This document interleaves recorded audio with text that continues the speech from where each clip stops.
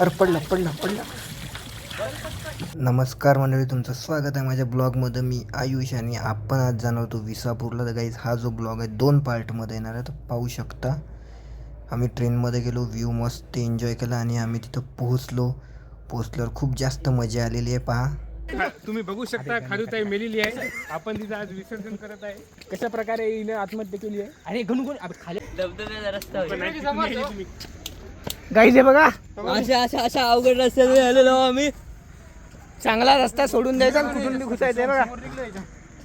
वरे आणायचीच नसते दादा. दादा गाडी फसली होती काही तिथं. हे बघा गाईज, आपलं नवीन दुकान इथं विसापूरच्या इथं चालू झालेलं आहे.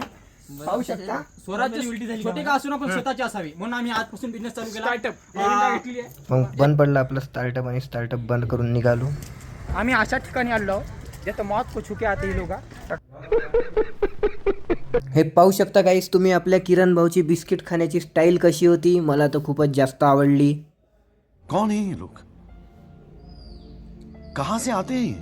आणि गाईज जी ॲक्च्युअल जी ट्रॅकिंग होती ती आता इथून चालू झालेली आहे आणि इथून समोर तुम्हाला खूप जास्त मजा येणार आहे. आमच्यासोबत काय घडलं हे पाहण्यासाठी तुम्हाला ब्लॉग कंटिन्यू पाहावा लागणार आहे.